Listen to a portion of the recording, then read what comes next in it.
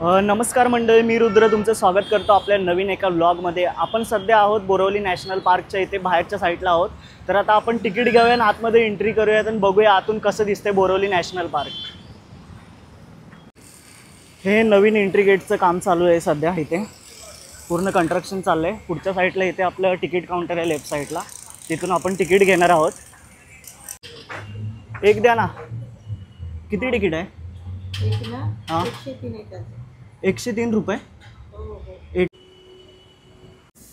इथे आतमध्ये इथून एंट्री केल्या आपल्याला इकडे बस 50 रुपयेमध्ये भेटून जाते जाणारी रिटर्न, कानेरी केव्सपासून रिटर्न आणते।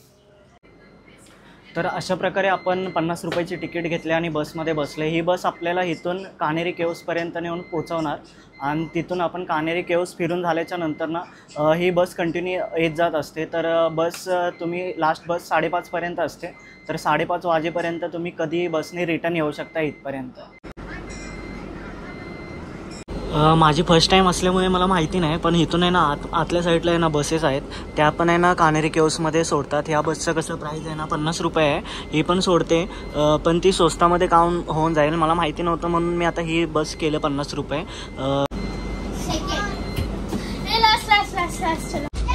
अशा प्रकारे आपली फायनली बस चालू झालेली आहे। ही इकडच्या साईडला बस दिसते, ती पण कानेरी केव्सला जाते, 118 नंबर। नॅशनल पार्कमध्ये आतमध्ये लोक अजून राहतात, बरेच गाव वगैरे आहेत आतमध्ये।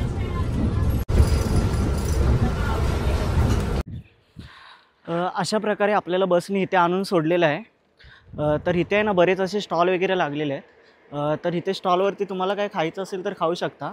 आपली बस समोर लागली, इथून आपल्याला परत आता वरती जायचं आहे। तर अशा प्रकारे आपण वरती चढायला सुरुवात केली, आपली बस खाली थांबले, इथून आता वरती जायचे केव्सकडे। तर चला बघूया, हळूहळू वरती चढूया। परत इथे पण आपल्याला कानेरी केव्सच्या इथे तिकीट काढावं लागलं, तर इथून एक तिकीट घेतलं आपण। आता परत जाऊया वरती। इथल्या या गुफांबद्दल सांगायचं झालं तर आहे ना, इसवी सन पहिल्या शतकामध्ये आहे ना हे बनवलेले गेलेले आहेत। इथून वरती चढून आल्याच्या नंतर ना जस्ट आपल्याला समोरच ह्या लेण्या दिसायला सुरुवात होतात। तर लेण्यांच्या आतमध्ये आपण बघूयात। इथे गाईड लोक पण येतात फॉरेन लोकांना घेऊन कानेरी केव्ह दाखवण्यासाठी। इथून आता वरती चढूयात, तिकडनं आपण एंट्री केली, इथून आता वरती चढूयात। मस्त हे पाषाणामध्ये कोरलेले स्टेप्स आहेत, पूर्ण असं जंगल दिसतंय बोरिवली नॅशनल पार्कमध्ये। इथे आहे ना पावसाळ्यामध्ये मला वाटतं ना बरंच पाणी इकडनं वाहतं, तर तिथे बोर्ड लावलं आहे की इथे स्विमिंग करण्यास सक्त मनाई आहे। आजूबाजूला पूर्ण असे सगळे केव्सच दिसत आहेत। मस्त असं ते बाजूला पकडण्याचं असतं ना, ते पण कोरलेलं आहे एकदम ह्याच्यामध्येच असं वाटतंय पूर्ण। आपण आता इकडे वरच्या साईडला जातोय, वरच्या साईडला बघूया केव्ह कशा आहेत। ह्या केव्हचं सांगायचं गेलं तर ना, ह्या बौद्ध भिक्षुक होते ना, त्यांच्यासाठी राहण्यासाठी वगैरे बनवलेल्या ह्या केव्स होत्या पहिल्या काळामध्ये। ते पण ह्या एकदम दगडामध्ये असं कोरीव काम करून बनवलेल्या गेलेल्या गुफा आहेत तिथे। ह्या तुम्ही दिसत असतील तुम्हाला इकडच्या साईडला, पूर्ण अशा गुफा आहेत आणि इकडच्या साईडला पण आहेत, पूर्ण भारी आहेत। इकडच्या साईडला आपण वरच्या साईडला आलो, एकदम लास्टच्या साईडला, तिकडनं ती मुलं उभे आहेत, तिकडच्या पलीकडच्या साईडनं आपण चालत इथपर्यंत पोहोचलो आहे। आता इथून अजून वरती जाऊयात आणि वरती गेल्यावरती बघूया कसं आहे। तर हे एकदम भारी वाटतं इकडच्या साईडला। हे मेन म्हणजे उन्हाळ्यामध्ये कसं एकदम रखरखतं ऊन आहे, तर हे मला वाटते बघण्याचे खरी मजा आहे ना पावसामध्ये येत असेल। पूर्ण सगळं आजूबाजूला पूर्ण ग्रीनरी आणि ह्या केव्स, सगळं वाहतं पाणी आणि ह्या केव्स। तर आता इकडच्या केव्समध्ये आपण आलो, तर इकडे आपण बघतोय की हा असा उंच दगड आहे, या दगडामध्ये कोरीव काम करून हे असं खाचे वगैरे तयार केलेले आहेत, रूम वगैरे। तर ह्या आपल्याला दिसत असतील, पूर्ण अशा पाषाणामध्ये कोरून बनवलेल्या ह्या रूम आहेत। इथून दिसत आहे आपल्याला पूर्ण सगळं पाषाणच आहे। तर इकडे आतमध्ये जाऊया आणि आपण बघूया इथे पाण्याचं टाकं दिसत आहे. मे बी पहिल्याच्या काळामध्ये असेल, इसवी सन पहिल्या शतकामध्ये बनवलेले आहेत, म्हणजे असू शकतं. आपल्याला काय माहिती, आता 2025 चाललं आहे. इथे मला वाटते प्रत्येक ह्याच्यावरती नंबर लिहिला आहे. इथे 16 नंबर लिहिला आहे, इकडे 15 नंबर लिहिले, इकडे 14 नंबर लिहिले आहे. आणि ही पाणी जाण्यासाठी वाट तयार केलेली आहे अशी मस्त अशी, डायरेक्ट जंगलामध्ये. वरच्या साईडला काय आहे काय माहिती नाही, पण हा रस्ता तर दिसत आहे. तर आपण बघण्याचा फक्त प्रयत्न करूया काय आहे इकडे. नाही अलाउड, ठीक आहे.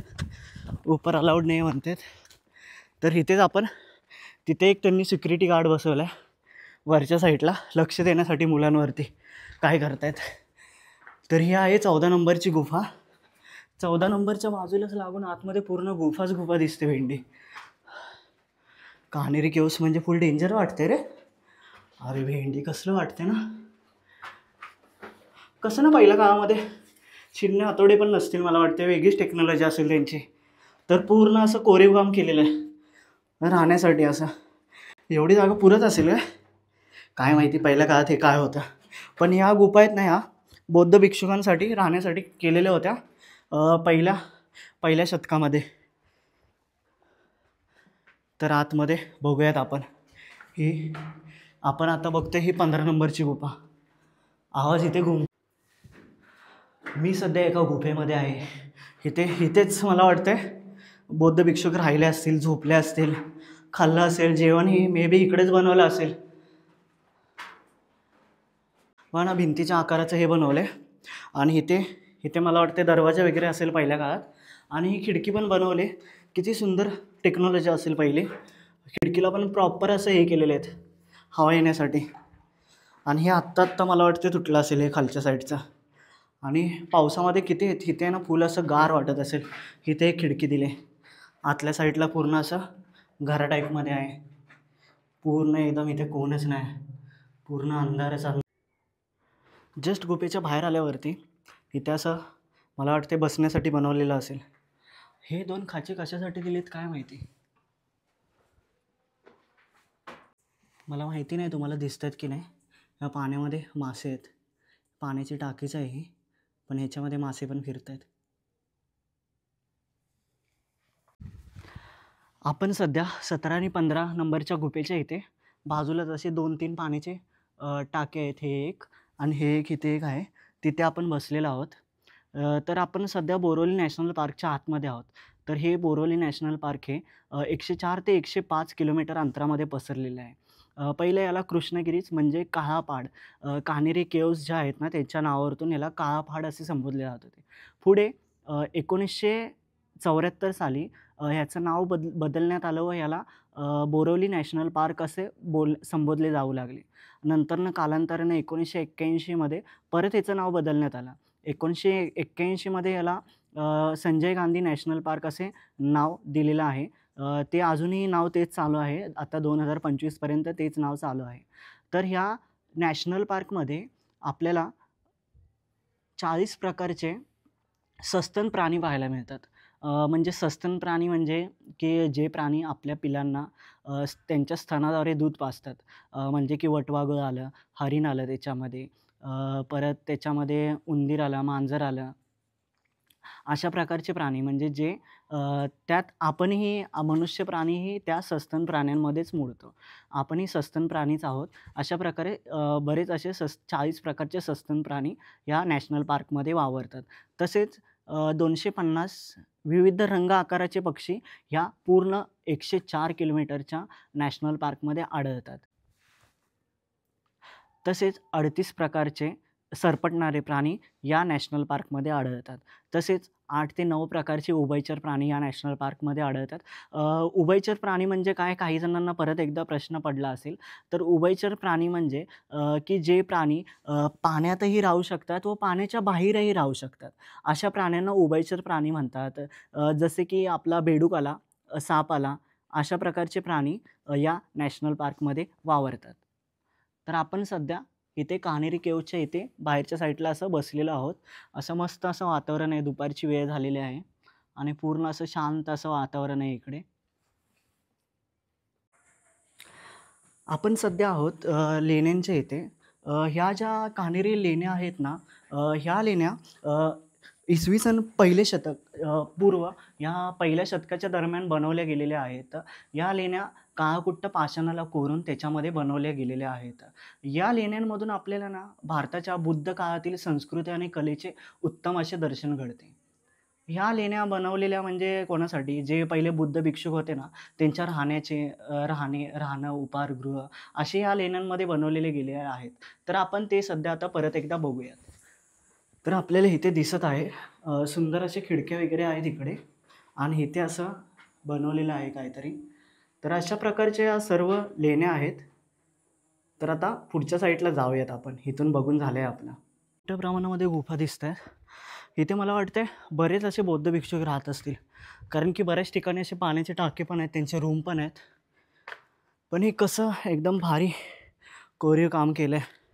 पूर्ण असं दगडाला तासलं आहे आणि त्याच्यामध्ये असं पूर्ण डिझाईन जसं पाहिजे तसं असं घर वगैरे बनवून घेतलं आहे. तर आता इकडच्या साईडचं आपण बघूयात. हे किती मोठं दिसतं आहे ना. हे इकडच्या साईडला मला वाटतं त्यांचा वावर असेल इकडच्या साईडला सगळीकडे. तर आपण पहिलं इकडच्या साईडचं जे आहे ते बघूया काय आहे. इथे लाकडाचं हे लावले, आतमध्ये कोणी एंट्री करू नये. हे इथे दिसत आहेत बौद्ध भिक्षुकांच्या मूर्ती आहेत. मला वाटते बुद्धांची मूर्ती असं मला वाटतं आहे. हे पण दगडामध्येच कोरीव काम केलेलं आहे. हे पण दगडामध्येच कोरलेलं आहे. किती असं सुंदर असं वाटतंय ना, डिझाईन वगैरे केलेली. तर ही आत्तापर्यंतची. इथून आता आतमध्ये बघूया. अरे वा, किती सुंदर आहे. आणि हे ना दगडाच्या आतमध्ये असल्या कारणामुळे ना इथे पूर्ण असा गारवा जाणवतो आहे. बाहेर असं ऊन पडलेलं आहे, पण हे कसं दगडाच्या आतमध्ये असल्या कारणाने इकडे असं गारवा अनुभवायला मिळत आहे. ह्या अशा मोठ्या अशा खिडक्या आहेत. हे कशासाठी बनवले असेल काय माहिती नाही, पण बघा ना तिथून इथपर्यंत पूर्ण असं सगळं आतल्या साईडला पूर्ण असं कोरीव काम दिसत आहे. तर इथे पूर्ण अंधार आहे. टॉर्च लावून बघूया इकडे काय दिसतंय आपल्याला.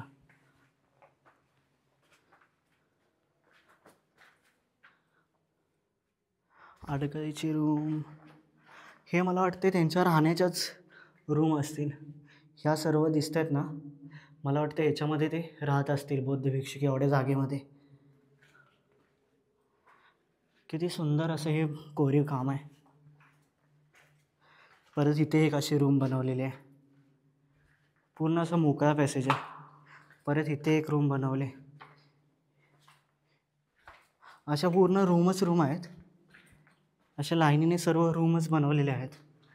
इकडे मला वाटतं हे ना हे आहे ना संध्याकाळ झाल्यावरती आहे ना गेट आहे ना लावत असतील. इकडे समोरून जिथून आपण आलो ना ते लावत असतील, कारण की इथे आतमध्ये प्राणी येण्याची शक्यता नाकारता येत नाही. हे रूम्स जे आहेत ना इकडे आतमध्ये कोणतेही प्राण्यांचा वावर होऊ शकतो. जर हे गेट उघडं ठेवलं ना तर इथे प्राणी येऊन राहू शकतात. म्हणून मला वाटतं ह्याला पूर्ण ह्या दरवाजांना जाळी लावली इकडे असं. आणि हे गेट आत्ता सकाळी उघडलं असणार आहे. हे लॉक वगैरे दिसतंय त्या गेटला. आणि इकडे अजून बरेच कलाकृती इकडे दगडा. हे जे आपण आतून बघून आलो त्याच्याबद्दल इथे थोडी माहिती दिलेली आहे. लेणी 11 शिलालेख. तर कोणाला वाचायचे असेल तर पॉज करून वाचू शकतात. तर माझ्या मते ना इथे बऱ्याच मोठ्या प्रमाणामध्ये इथे लेण्या आढळून येतात. तर ह्या लेणीमध्ये पण आलो आहे आपण आतमध्ये. तर इथे आपण बघू शकता इथे पण असं मस्त असं कोरीव काम केलेलं आहे. आणि इकडे असं बाहेरच्या साईडला पूर्ण इकडच्या साईडला लेण्या दिसत आहेत. परत इकडे आहेत, परत खालच्या साईडला आहेत, परत इकडनं वरच्या साईडलाही लेण्या आहेत, परत तिकडच्या साईडलाही लेण्या आहेत. तर म्हणजे पूर्ण असं प्रॉपर असं इकडे सगळीकडे असे लेण्या आहेत. तर त्या बघण्याचा प्रयत्न करूया आपण. पूर्ण आपण तिकडे दगडांमध्ये 1 2 3 असे खाचे दिसत आहेत, त्या लेण्या आहेत. परत इकडच्या साईडला आहेत, परत इथे पण आहेत, परत ह्या इकडच्या साईडला पण आहेत. म्हणजे असं पूर्ण वरतीपर्यंत पूर्ण असे लेण्या आहेत. वरती जाण्याचा हा दगडामध्ये कोरलेला पहिल्याच्या काळातील अजूनही दिसत आहे. तर इथून आपण आतमध्ये चाललो आहे. इथे एक आहे. ह्या केव्सच्या वरतून आपण चाललेलो आहोत. इथे आल्यावरती आहे ना थोडंसं आहे ना इमॅजिन करून बघा की ह्या सर्व केव्स इकडच्या साईडला पलीकडच्या साईडला म्हणजे सगळीकडे केव्सच केव्स आहेत आणि ते राहणारे भिक्षुक इकडे. आणि आत्ता कसं कमी झालं असेल जंगल थोडं बहुत, पण पहिल्याच्या काळातलं जंगल आणि पूर्ण असं ग्रीनरी आणि त्यात त्यांचं राहण्याचं ठिकाण म्हणजे हे दगडाच्या आतमध्ये कोरलेली बनवलेली त्यांची घरं.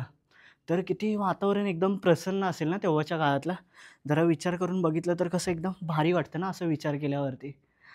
असं कसे राहत असतील ना एकदम मस्त असं. ह्या लेण्या ॲक्च्युली आहे ना म्हणजे भारताच्या बुद्ध काळातील म्हणजे कला आणि संस्कृतीचं दर्शन आपल्याला खरंच घडवतात. तर हे नक्की या बघायला. बघून आपल्याला समजेल किती सुंदर अशा लेण्या वगैरे आहेत. माझ्या मते तरी पावसाळ्यात या उन्हामध्ये ज्यांना सवय नसेल, कारण की खूप असं रखरखतं ऊन लागते आणि फुल कडक ऊन लागते. तर पलीकडेही लेण्या आहेत आणि इथून पावसामध्ये मधून असं पाणी वाहतं. हे मधून असं पाणी वगैरे वाहत वाहत पुढे खालीपर्यंत जातं. तर ही एक आहे इकडे केव्स गुफा आणि हे पूर्ण वरच्या साईडला डोंगर. आणि मगाशी मोराचा आवाज येत होता वरच्या साईडून. असं शांत राहिलं की असं आवाज येतो थोडा बहुत पक्ष्यांचा. हा बा आला, हा मोर ओरडतोय. तर आता आपण परत रिटर्न जाऊयात खाली. सर्व केव्स बघणं तर काय पॉसिबल होणार नाही. पलीकडच्या साईड राहिले आपले बघायचे. आपण बऱ्यापैकी खूप साऱ्या केव्स बघितल्या. थोडंसं आता पलीकडच्या साईडला वरच्या साईडला आपण जाऊयात. इकडे आतमध्ये आता वरच्या साईडला नाही नको चढायला. इथून पलीकडे जाऊया आणि पलीकडच्या साईडला ते दगडामध्ये असे कोरलेले दिसत आहेत. तिथून वरतून मग परत तिकडच्या साईडला खाली उतरूया आणि मग तसंच पुढे लायन सफारीकडे जाऊयात. तर इथे ना आत्ता जस्ट आपण आहे ना सिक्युरिटीवाल्यांना विचारलं की इथे किती लेण्या आहेत टोटल. तर त्यांनी सांगितलं की टोटल 109 आहेत. आता जे आपण चाललो आहे ना वरती जाण्यासाठी ह्या पायऱ्या आहेत ना, ह्या पूर्ण अशा दगडामध्येच बनवलेल्या आहेत. आणि इकडे खालच्या साईडला पूर्ण लेण्याच दिसत असतील तुम्हाला. पूर्ण हे सिक्युरिटीवाले थांबलेत इकडे तिथे पलीकडच्या वरच्या साईडला लक्ष ठेवायला सगळ्यांवरती काय चाललं आहे कुठे. आपण जस्ट आता इथे थोडा वेळ लेणीमध्ये बसलो आहे. पलीकडच्या साईडून आपण आलो इकडे पूर्ण असं डोंगर वरतीपर्यंत चढत आलो. त्यानंतर असं पूर्ण दम लागला आणि पूर्ण घामायला लागला. तर थोडं पाणी पिण्यासाठी ब्रेक घेतला. इथे पण अशा खिडक्या दिसत आहेत छान अशा. आणि इकडच्या साईडून पलीकडच्या साईडला बोलण्यासाठी की कशासाठी तरी एक खाचा दिलेला आहे. मग डायरेक्ट पलीकडच्या साईडला आपला आवाज जाऊ शकतो. आपण इथून बघू शकता डायरेक्ट पलीकडच्या साईडला.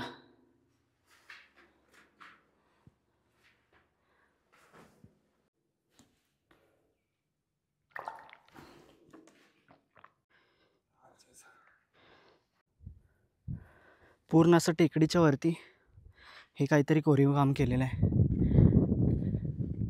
आणि इथे बाजूलाही काहीतरी आहे. हे पाण्याचा टाका. अरे परत एकदा पाण्याचा टाका. अरे अरे अरे बेडूकच बेडूक. चला खाली. इकडच्या साईडला येणं थोडं रिस्क आहे. इकडच्या साईडला कोण दिसत नाही गार्ड वगैरे. आणि आतमध्ये परत हे आहे. तिकडे पण एक रूम आहे, इकडे पण एक रूम आहे. आणि इथे पण तसंच सेम पाण्याची टाकी दिसत आहे. पाणी भरायला यायला वगैरे पहिल्याच्या काळातली. आपण सर्व केव्स बघत 74च्या इथे व्ह्यू पॉईंटच्या इथे पोचलो आहोत. इथून जर आपल्याला व्ह्यू पॉईंटच्या इथून कोणता व्ह्यू दिसतो आहे ते बघूयात आपण. इथून आपल्याला बघायला भेटत आहे पूर्ण असं जंगल आणि रखरखतं ऊन. रखरखतं ऊन. नमस्कार. छान असं वाटतंय. हे पूर्ण अशा आतमध्ये प्रतिमा दिसत आहेत. सगळ्या अशा कोरीव कामात कोरून बनवलेल्या आहेत. सुरुवातीला एंट्री केल्या केल्या ज्या गुफा दिसतात त्या ह्या गुफा आहेत सुरुवातीच्या. ही मला वाटते 3 नंबरची लेणी आहे. जी सुरुवातीलाच आपण जसं लेण्यांच्या इकडे येतो ना ते ते तेव्हा दिसायला लागतात. तर मी ह्या सुरुवातीला न बघता डायरेक्ट वरच्या साईडला डोंगरावरती असं पलीकडे तिकडच्या साईडला मी गेलेलो. अशी सेम लेणी आहे ना मी कुठे पाहिले, इकडच्या साईडला पण आहे. आपल्या एकविरा आईच्या मंदिराच्या इथे पण आहे ना अशा लेणी आहेत. ते सेम अशाच दिसतात. सेम अशा बाहेरच्या साईडूनही असं दिसतात आणि आतूनही असंच आहे. ते एकविरा आईची लेणी आहे ना तिथे आतल्या साईडूनही असंच आहे. पण विचार करा ना किती असं वरतीपर्यंत ते कसे पोचले असतील कोरीव काम करत करत. परत इकडच्या साईडला अशी वरच्या साईडला अशी डिझाईन दिसते बनवलेली आणि हे खाचे तयार केलेत. प्लस खाली येऊन असे पिलर बनवलेत सगळे लाईनीने. परत हे मेन पिलर प्लस हे वरच्या साईडला खिडकी टाईपमध्ये बनवलेलं आहे. किती सुंदर असं दिसतंय ना सगळं, असं वातावरण भारी वाटते. आता सध्या कोण राहत नाही, 2 कबूतर दिसत आहेत वरती. आपण जिथून एंट्री केली तिथेच आपल्याला दिसत आहे. हे एंट्री केल्या गेल्याच आपल्याला हे सगळं दिसतं गुफा. किती छान वाटतंय ना. इथे काहीतरी वरच्या साईडला मजकूर लिहिलं आहे, आपल्याला समजणार नाही, मला पण नाही समजत आहे. इथून सुरुवात होते लेण्यांना. लेणी नंबर 1 कान्हेर लेणी समूहातील ही लेणी अपूर्ण चैत्यगृह असून लेण्यांच्या रचनेवरून लेणी खोदण्याच्या प्रक्रियेचे अवलोकन करता येते. स्तंभ असलेले प्रांगण चौरस स्तंभयुक्त 2 व्हरांडे आणि चैत्यगृह अशी संरचना दिसते. उंचावरील चैत्यगृहात पोहोचण्यासाठी उंचावरील चैत्यगृहात पोहोचण्यासाठी दगडी पायऱ्या खोदलेल्या आहेत. व्हरांड्यात बाह्य बाजूस असलेल्या स्तंभांची रचना चौरस पायावर आमलाकार शीर्ष असे दिसते.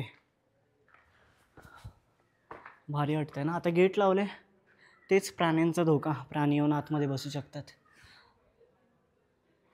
चला फायनली बाहेरपर्यंत पोहोचले. आता इकडनं डायरेक्ट बाहेर जाऊया. लेण्या बघून झालेत आपल्या.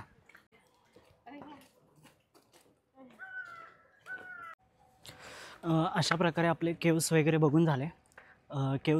आपले. आता आपल्याला बसने जिथे सोडलेलं परत तिथेच आलेलो आहोत. बस तर दिसत नाही, मला वाटते आता बराच वेळ आपल्याला थांबावं लागेल. आपली बस येईपर्यंत आपल्याला इथेच थांबावं लागेल बस स्टॉपवरती. केव्स आता आपण पूर्ण बघून आलेलो आहोत वरच्या साईडून. तर आता परत आपण खाली चाललेलो आहोत. 188 नंबर बस येते इथपर्यंत.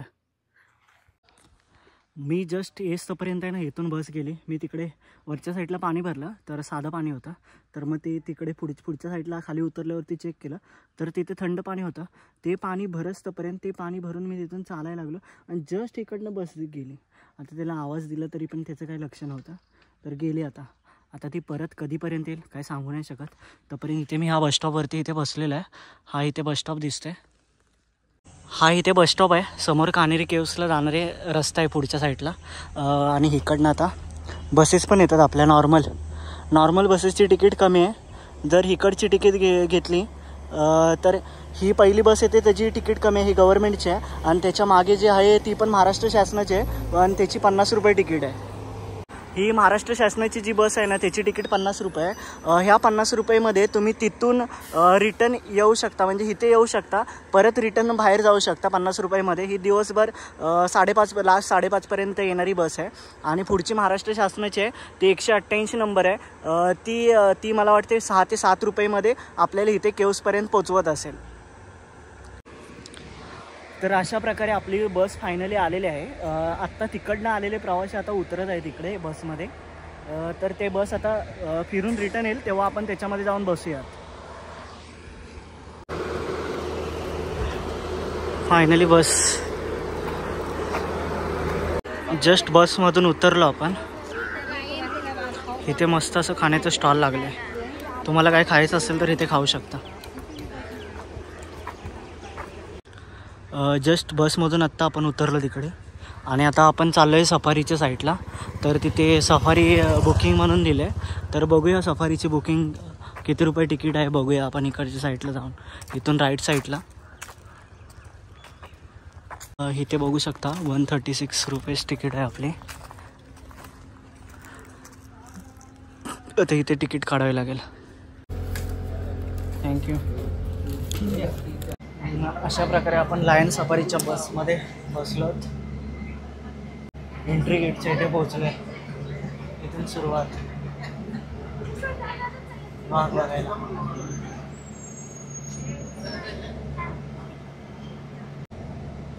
सध्या आतमध्ये आलोत.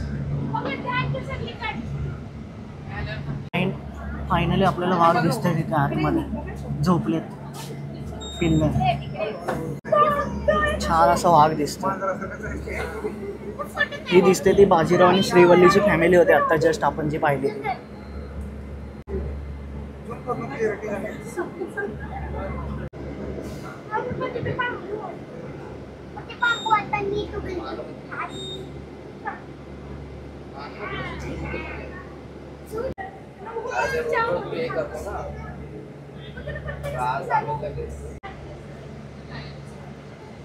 अशा प्रकारे 20 मिनिटात आपली लायन सफारी पूर्णपणे संपलेली आहे आणि आपण बाहेर आलेलो आहे.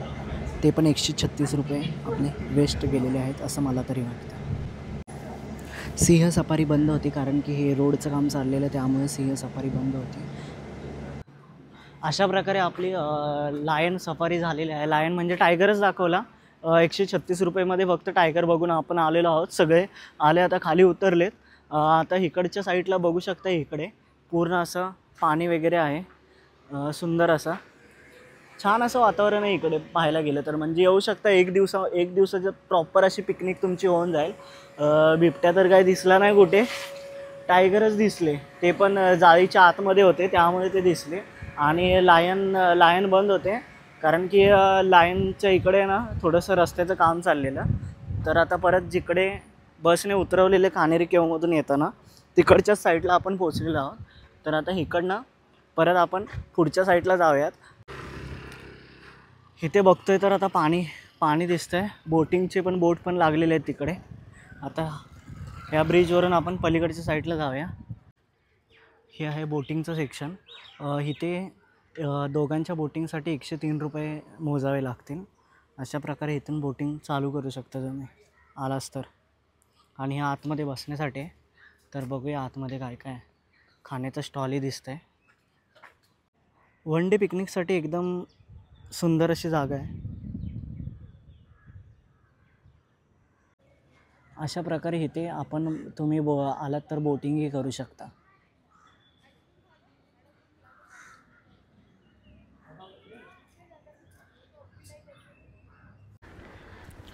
अशा प्रकारे आपण फक्त ह्या नॅशनल पार्कमध्ये बोटिंग नाही केले आणि सायकलिंग पण नाही केले आणि वरती टेकडीवरती पण नाही गेलो. आणि पूर्ण सगळं फिरून दमायला होतं त्यामुळे पूर्ण जेवढं होईल तेवढंच फिरलो. आणि आता आपण चाललो आहोत घराच्या दिशेने.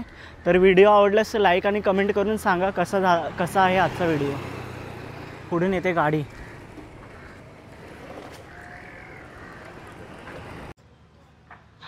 तसंच बोरिवली नॅशनल पार्कमध्ये येणारा खर्च तुम्हाला थोडक्यात सांगतो. एंट्री केल्या 103 रुपयाचं तिकीट घ्यावं लागतं. त्यानंतरनं ह्यांच्या 2 बसेस अवेलेबल आहेत. एक 50 रुपये तिकीट आहे आणि एक जर नॉर्मल बस केली तर त्याची 6 ते 10 रुपये तिकीट आहे. ती तुम्हाला कानेरी केव्सच्या इथपर्यंत पोहोचते. 6 रुपयामध्ये तुम्ही तिथे पोहोचल्यानंतर ना रिटर्न येताना पण तुमचे 6 ते 10 रुपये जाणार. आणि जर तुम्ही 50वाली बस केलीस तर तुम्हाला त्या बसमधून तुम्ही संध्याकाळी 5:30 वाजेपर्यंत त्या 50 रुपयामध्ये रिटर्न पण येऊ शकता. त्यानंतर जर तुम्ही लायन सफारी करायला गेलात तर तुम्हाला 136 रुपये मोजावे लागतील. त्याच्यामध्ये आत्ता मार्च महिन्यामध्ये फक्त टायगरच दाखवले जातात, सिंह नाही दाखवत आहेत. तर मला वाटत नाही काय वर्थ नाही. 20 मिनटामध्ये ते रिटर्न घेऊन येतात. आणि त्यानंतरनं जर तुम्हाला बोटिंग करायचं असेल तर बोटिंगला 2 व्यक्तींसाठी कमीत कमी 103 रुपये मोजावे लागतील. 103 रुपये मोजावे लागतील. प्लस कानेरी केव्हच्या इथे गेल्यानंतर तिकडे 20 रुपये वेगळी तिकीट आहे. ती वेगळी तिकीट काढायची. त्यानंतरनं सगळं बघून घ्यायचं. म्हणजे अशा प्रकारे बरेच आपले पैसे इकडे जातात. 300-400 रुपये तर पकडून चाला. आणि अशा प्रकारे आपण आता बाहेर आलेलो आहोत. आपण सगळं फिरून बाहेर आलेलो आहोत. तर व्हिडिओ कसा वाटला नक्कीच कळवा.